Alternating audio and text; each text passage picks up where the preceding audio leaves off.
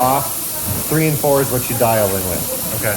3 and 4, the speed will always go together. Your weight can vary.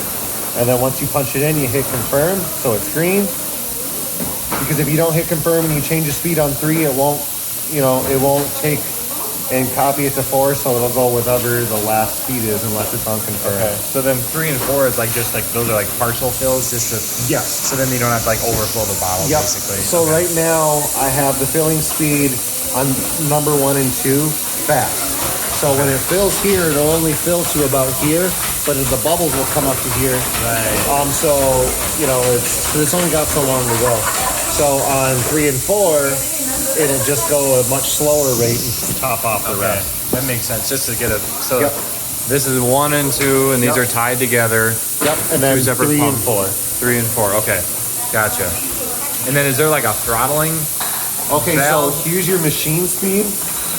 This is for the tincture, the vibratory feeder. So that'll be deactivated. Okay. This is your machine speed. I haven't in the 4-ounce variety, which is the only thing we've run on this so far, but we're able to run 2 and 1 ounce. We just haven't had the call for these bottles on this line. So as fast as I've been able to go with the 4-ounce, it's 30. Okay. That's right where that is. Okay. It'll throttle up and throttle down the motor. Okay. So it'll run faster or slower. So with the 4-ounce, that's as little bit of time as I could give it before it would cycle without. So that's how fast this turns, basically, right? Or the whole motor, the whole system turns? Yes. Okay. And now, do you have to size, let's say if you got like a 1 second fill here, you have to slow this down so it will not turn faster than a second? Or is there a sensor that waits until it's done filling to move? Okay, so as far as the sensors, you got this sensor, that's your fill sensor. So if it doesn't see 2 bottles, because it indexes 2 bottles at a time. Lo siento. So if it doesn't see 2 bottles past that optic sensor, it won't fill it at all. Okay. And then it won't fill the next 2. And will it just cycle them through? Yeah. Okay, cool.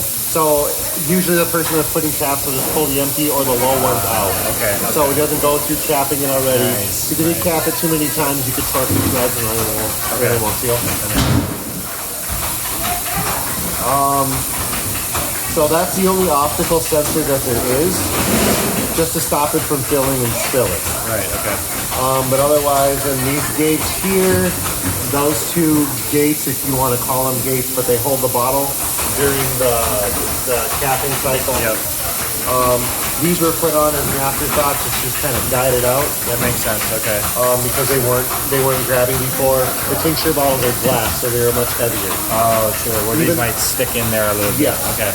And then, so I guess just to clarify, so let's say if it takes a second to fill this bottle, the turret or the rotary wheel will not turn until it's done filling, right? Incorrect.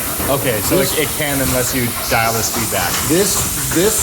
The main host will spin no matter what. So if you're not done filling, and those are in the bottles, you're gonna crank the bottle sideways, and you run the chance of.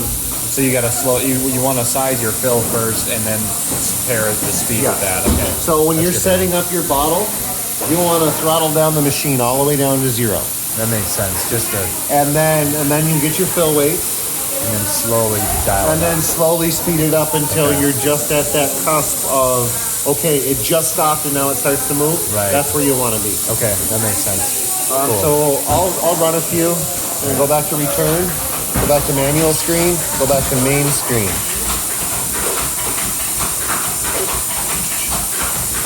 And you'll hit off, so it'll turn off the manual control because it was on. Okay. So I'll do it one more time. So that's on, manual control's on.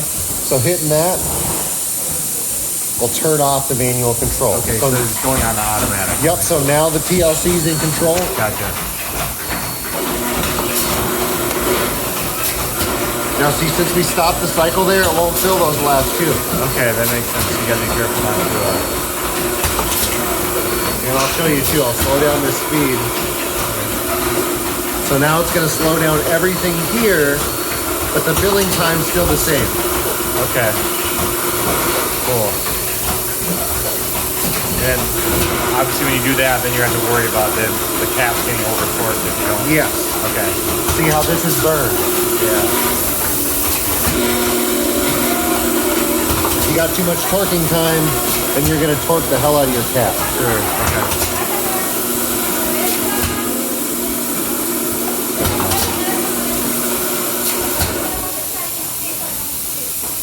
Okay. So that's the risk you run. Right. Okay.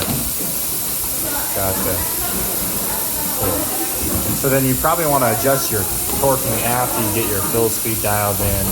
Yeah. Everything there. So Okay. you'll run it through and get your cycle. You'll get your cycle done before you adjust your capping. So you don't put on any caps until you're ready to cap. Okay.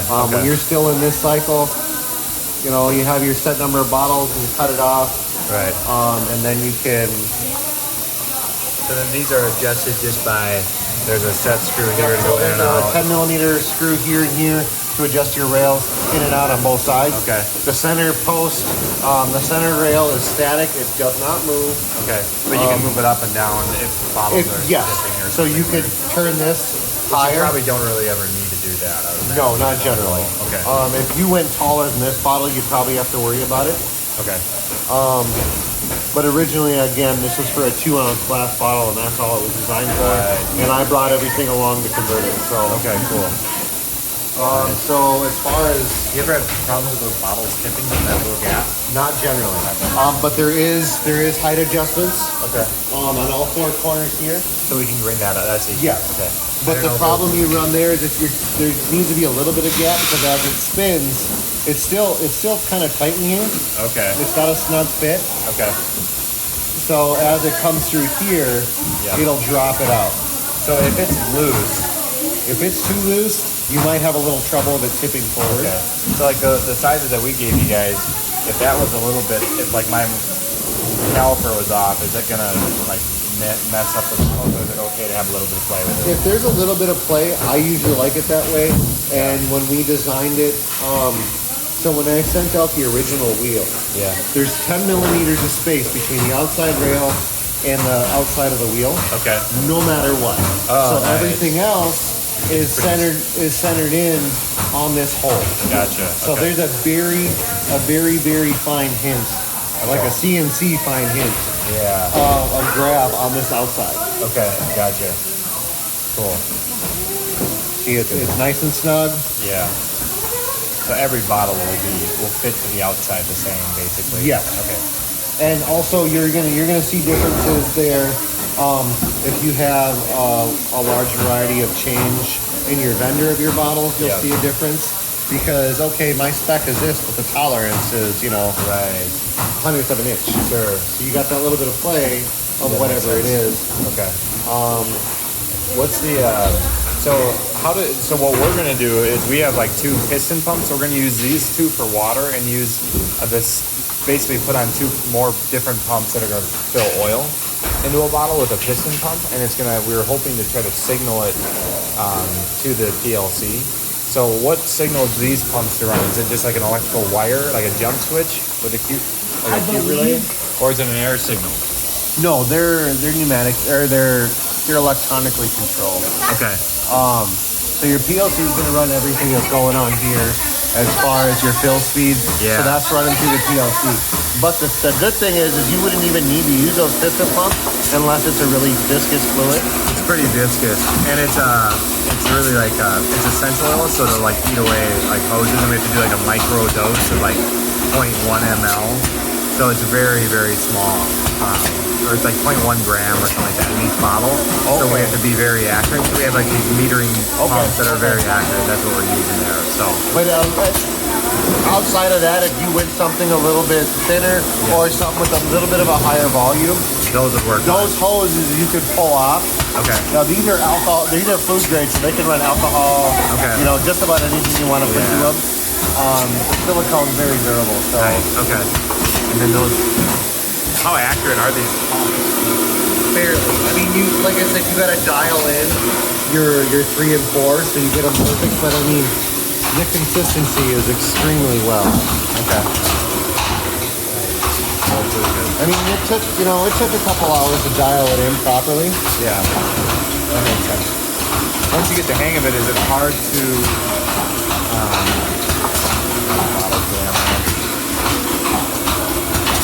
And see, now when it runs out, it's not going to notice both bottles. So sometimes it will fill because this is.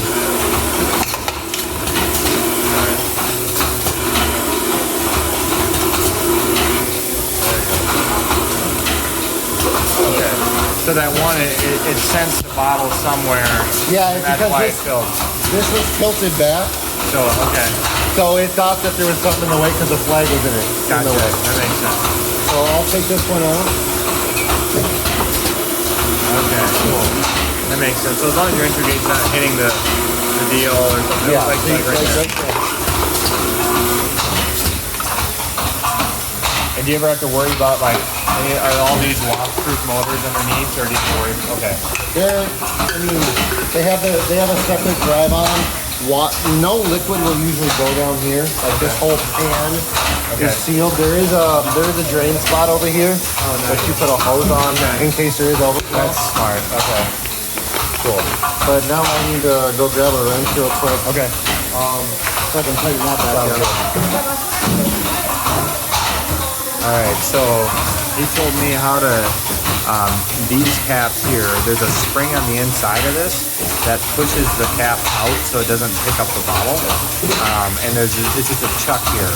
And he said to adjust, you cannot adjust the speed of this. This is set to this motor, so it all drives off of one motor, the turntable and these spindles. I think the only thing this motor does is just raise up and lower it. I'm pretty sure. I could be wrong. But basically he said that you cannot adjust the speed of this. So the only way you can adjust, like if you're torquing caps where it's like burning them or something, is by adjusting this back here. So this holder, if you push this back a little bit further, the bottle will get to a certain torque and then it'll just spin. But if this is too tight, it's gonna hold that in there regardless of how long the bottle is there. So it's kind of something where, and then we're only gonna use 1 and 2. 1 and 2 are tied together, so you can kind of see on the manual screen. You go here, you can put this on and basically adjust all this. The conveyor belt, the vibratory hopper, the screw conveyor motor, and the up and down for the cylinder. That's for CBD tincture tapping, which we're not using that, so that won't matter at all.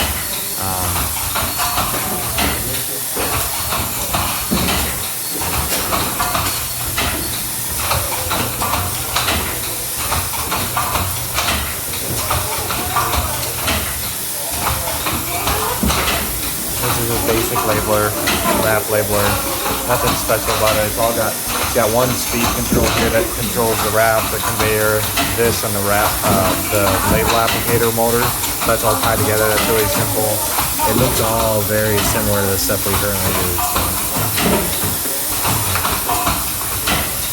Do this though?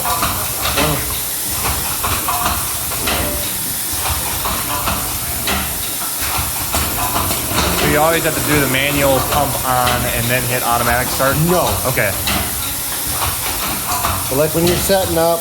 Oh, sure. So in case you want to do like a manual toggle to get the thing. And there's a little adjustable pin over here that helps to force it over when that's full. Okay.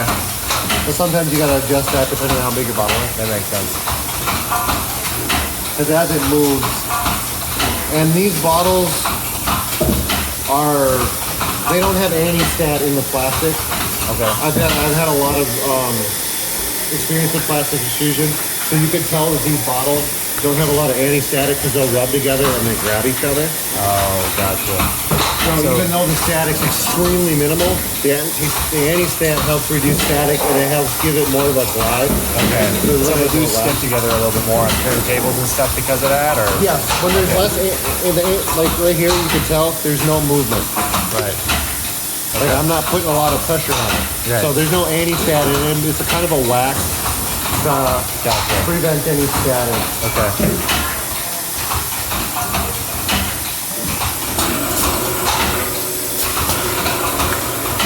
How often do you guys change bottles? Since I've converted this machine, we've only ever run the 4 ounce in production, but I've run 2 ounce in tests. I've done 4 ounce in tests and a 1 ounce test. Okay. So how long do you think it should take to switch over a new size with a new turntable? Like you plan for a day? Oh no, Really? you can be up in an hour if you know what you're doing. Okay. So those 2 bolts, Yep. remove. So you have to, in order to change the wheel, you gotta pull back your conveyor. So Okay. this isn't in there. Okay. All the wheels are the same thickness. Okay. So you pop those 2 bolts, Yep. and then there's a plate, and there's actually, I can show you what the other wheel.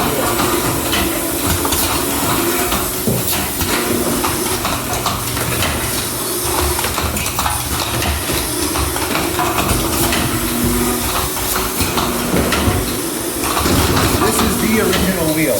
Okay. Nice. So this is made for the 1 ounce or the 2 ounce tincture glass bottle. Okay. So you got your center pin, Yep. which goes on the shaft, and then you got about 1.5 inches here of play. Okay. So you can center it exactly where it needs to go. Gotcha. Crank it down, you're set to go. Gotcha. So all you have to do after that is adjust your rail. Okay. That's not bad at all. And then, so you're talking maybe 10, 15 minutes tops with somebody that's got a good head on their shoulders. And then you're probably talking another 10 to 15 minutes to dial it in. I mean, so if I know I'm at 4 ounce Yeah. and the 1 and 2 pumps at 70, Yeah. then okay, we'll just cut it in half for a 2 ounce. Right. And then you would cut all your numbers in half and then adjust, Nice. run a few, see Right. where it's at.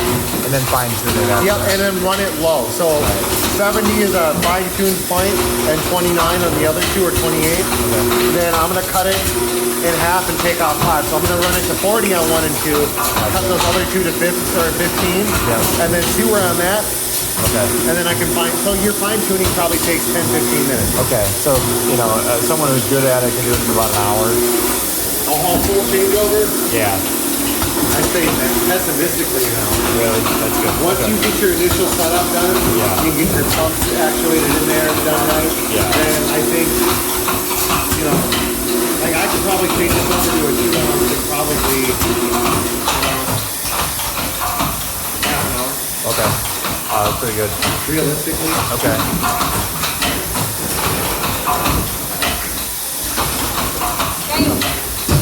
The barrels are coming wet and the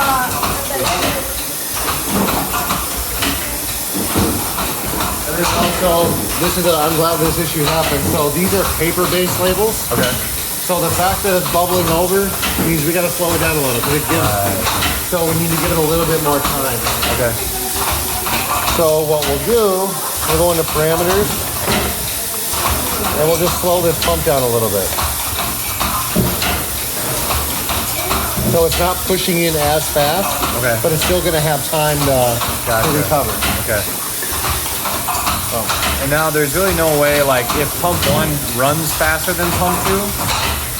So these two will always run at the same speed, no matter what. Okay, so there's not like like some of our pumps will whether they're like a pinch in the tubing or something, maybe one will run faster than another. There's not, like these will run exactly the same every Yeah. time. Okay. So because they're peristaltic pumps, this is how you remove the top. Now you see how this is losing its fluid on the top Okay. side. Gotcha. So now when we turn it back on, it's going to have to re-pull it. But this keeps a tight seal along this edge. Nice. Okay. And these are steel bearing rollers. So as long as there's fluid in there, it'll continue. It'll continue to pull. No matter how pinched that is down there, Sure. it'll still pull the same because of the same rotation. Okay. Gotcha. So then maybe unless you had like a leak somewhere, like an air leak where Yeah. it's going to bleed in bubbles or something like And that. then you'll see the bubbles immediately. On this end of things, you'll always notice a bubble or two float back up after it's done pushing. Okay. Because the movement of the machine. Right. So Okay. Cool. Good to know. That's pretty cool.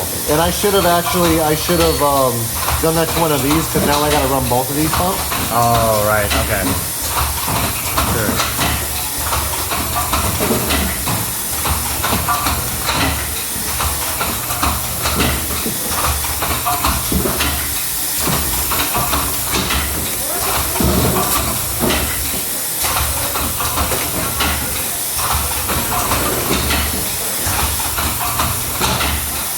So you can manually toggle this wheel Yep. a little bit.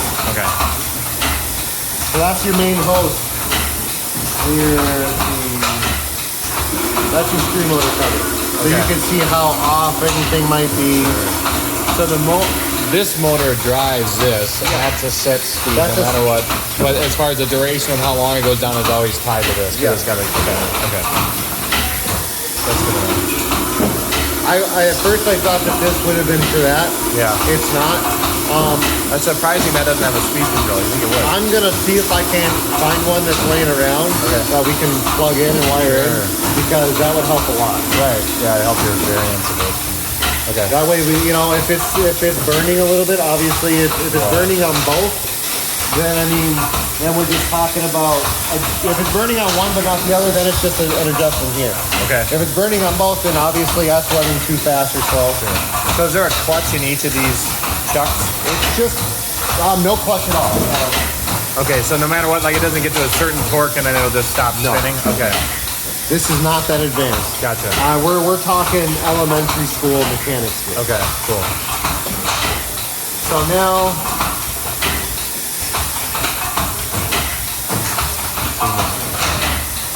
so you could do it one way. You go to pump clean, it'll just pull them both. Okay. That's pumps clean. Okay, cool. That'll pull them both. Number one, even if you hit number one, it'll do number two as well because they're tied together. So the actual pump itself, I mean, that's 1, 2, 3, and 4. Oh, But when this says number one pump clean, tank 1, tank 2. okay. So, okay, that makes sense. So that's not the physical pump, because that's 1, 2, 3, and 4. Okay, interesting. I think I'll get those numbers. Can you pour this back in here?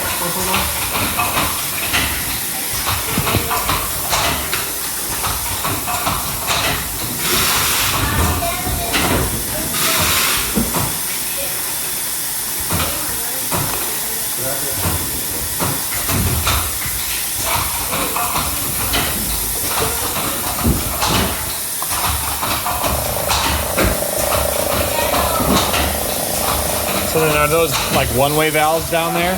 They're not even valves. Okay. But just a It's- stainless steel. Yeah, it's stainless. It's pretty much a gang valve if you really want to get technical. Yeah.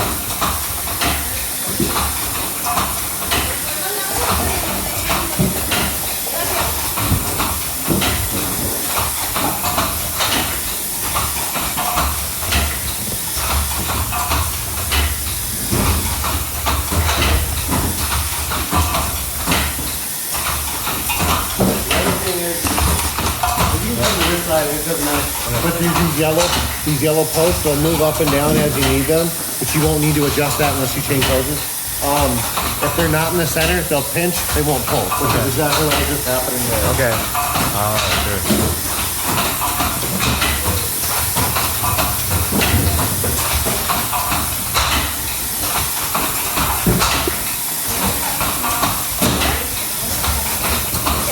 You know, because it was off center, Okay. it pinched, and that pump clean should have brought it up after like 2 seconds. Right. Okay. So you'll notice that bubble in there. So you might sometimes see an occasional bubble pop up through Okay. there. And does it work itself out, or do you have to reopen it up and recenter it? No, that bubble is centered right now. That bubble is just because Of the end piece. Okay. you have that open on the end. Okay, cool. So, if you're just cleaning out the pump clean is the way to go. Like you're Okay. just flushing it with some hot water Yep. or whatever. Yep. Then pump clean is the way to go. If you want to do it this way, it'll actually do a cycle, Okay. Okay. That's cool. and that's another way to dial it in. Yeah. Instead of running it, just put a bottle in there, put your number 1 and 2 filling pump, see where your level's at. Okay. Before you get number 2 in there. Gotcha.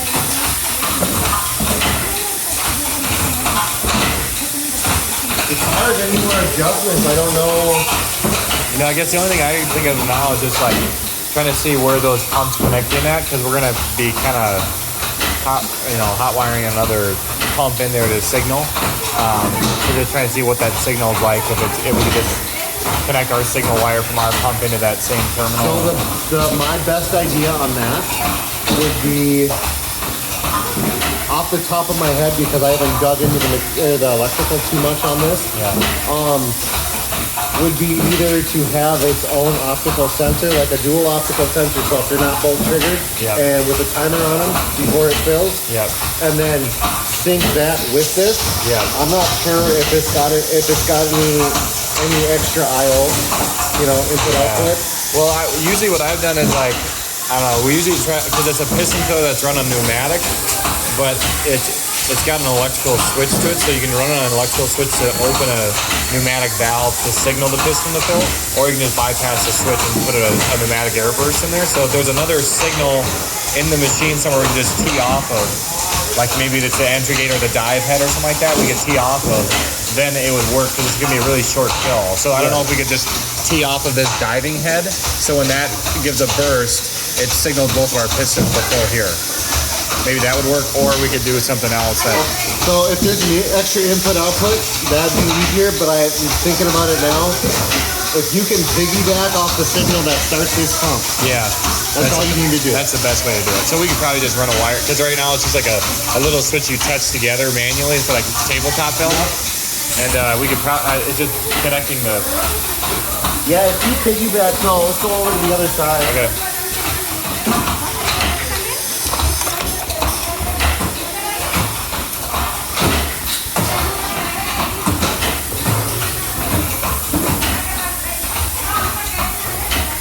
So this is for each individual pump. Okay. So it appears that this is 1 and 2, Okay. and this would be 3 and 4. Which Okay. one's which, I'm not sure. Okay. But it looks like you should be able to piggyback. If there's a wire, did this thing come with a wiring diagram showing like what's the signal in or that? That'd be nice, right? Yeah. But all 4 of these are going up here, so you just gotta figure out. Which one's the signal and which one's the... Yeah. Yeah, I mean, and it should be pretty easy. So if we 2 of these should be control, and 2 of them, or actually 2 of them. 2 of them. Let's see. It looks like we got a ground, a signal, and then you got your positive and negative. Okay, that should be simple. So we just have to... Yeah, there's only 4 wires coming out, so that should be what it is. Okay. Your power, your 2 for power, and then so your positive, negative, or your hot and neutral. So we could just basically disconnect 3 and 4 and put in ours, and it should work. Yes. Okay. It should. That should be easy enough. I mean, your brown and black should be your hot and your neutral. Your blue should be signal. If they're following any type of color schematics, and this definitely is your ground. Okay. Yeah, that makes sense. Okay, well that's easy enough. There's only 3. So if you have an electric signal on there to actuate the pneumatics, then you should be fine with that. I'm assuming it's all 24 volts. Yeah, I believe so. Yes. Okay, so there's not like even like the main drive is just a 24 volt plug-in. Okay. Everything's all the same.